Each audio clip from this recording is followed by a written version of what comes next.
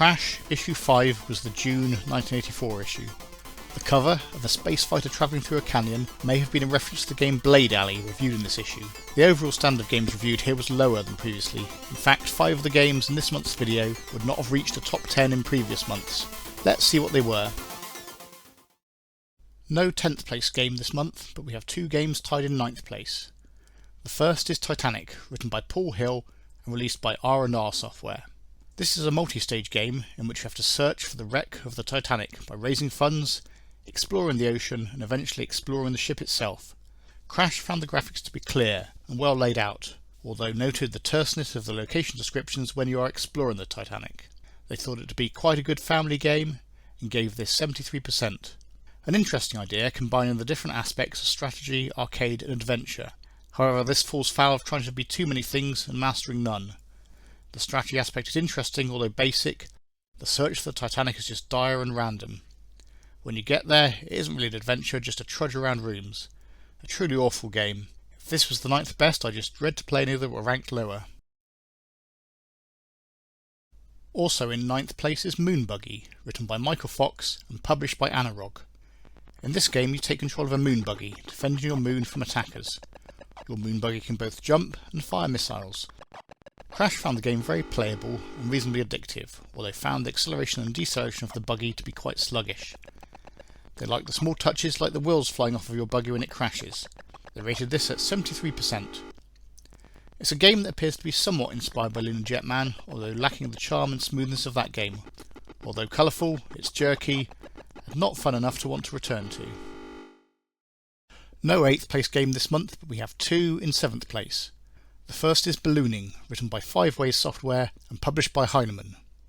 This was released as an educational title, coming with a large, colourful book that goes into the history of ballooning and the physics of controlling a balloon. In the game itself, you control the height of the balloon by activating the burner and opening the vent. Crash found this to be a tough simulation, but a fascinating and compelling game. One of the reviewers found the game difficult to leave once they had started playing.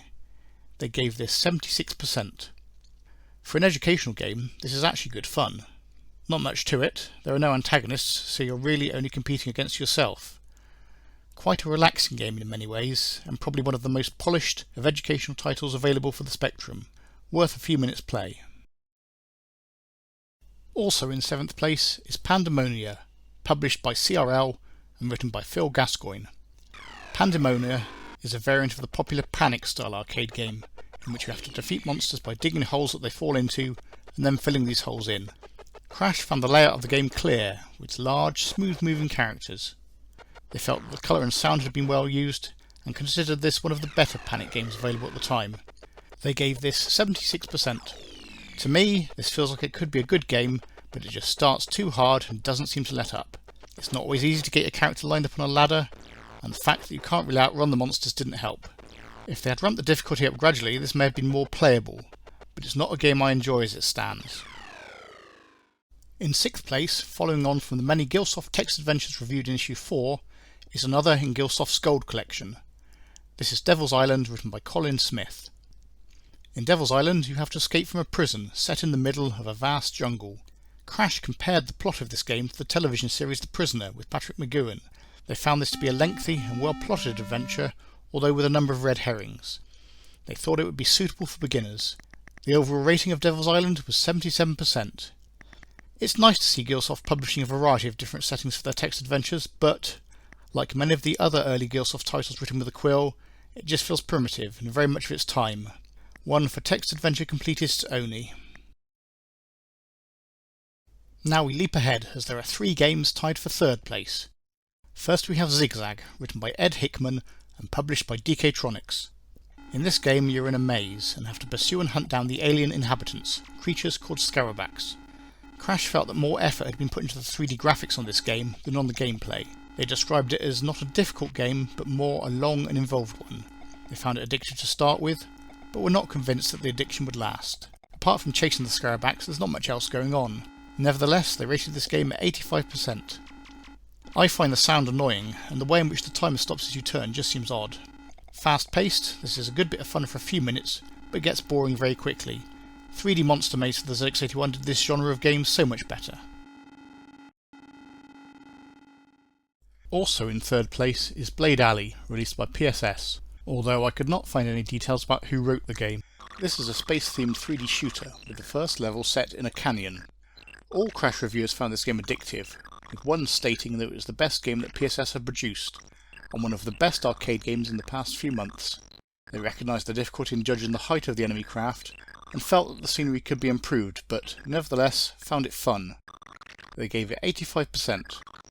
The movement of your craft and the enemies is smooth, but I find the effect of moving down the canyon with the alternating colour blocks doesn't work very well.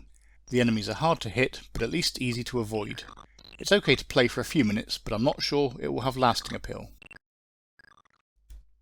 Another third place game this month is Disco Dan, written by Darren White and John Lyon and published by Gem Software.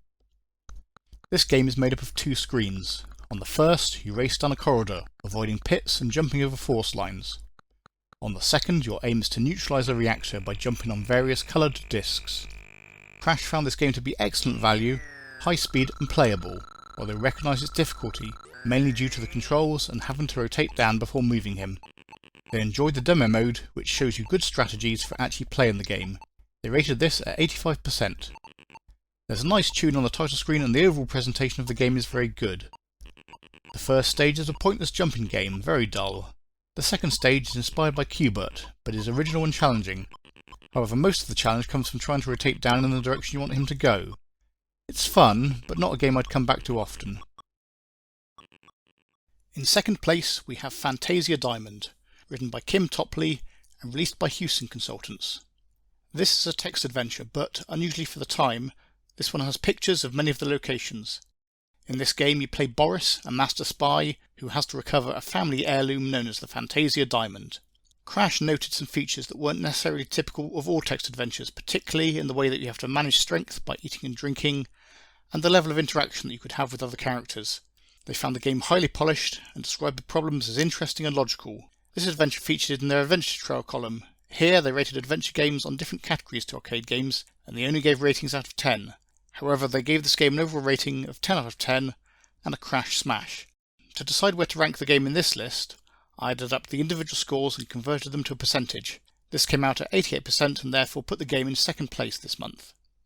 The style of the game was clearly inspired by The Hobbit, a very similar approach to graphics and to the other characters in the game who wander around picking up and dropping objects randomly. It's slightly annoying if you examine an object such as a chair to be told, "You examine the chair, you see the chair," but better than the stock I can't response that so many other adventures of this time were giving. Worth a play if you like adventures. In first place this month is Psytron from Beyond Software, written by Teo Olowu and Paul Voisey. In Psytron you take the role of a defence system on the planetary base of Betula 5. In the first level you control droids hunting down invaders inside the base. The next level pits you against aliens sweeping down from the sky attacking your base. Subsequent levels combine these two facets and gradually increase in difficulty. Crash described this game as breathtaking and overwhelming. They liked the way the levels built up your skills slowly and found the game challenging and addictive. They gave this a Crash smash with a score of 91%. This game is just brilliant. It outclasses every other game in this issue by a considerable margin. Not only are the graphics fantastic, with your base colourful and detailed, but the way in which the game carefully ramps up the difficulty and introduces more concepts and controls with each level is extremely well done. Certainly deserving of first place and a game that is well worth playing even today. If you have enjoyed this, please like and subscribe to see more videos about retro games from Nor Logic Retro.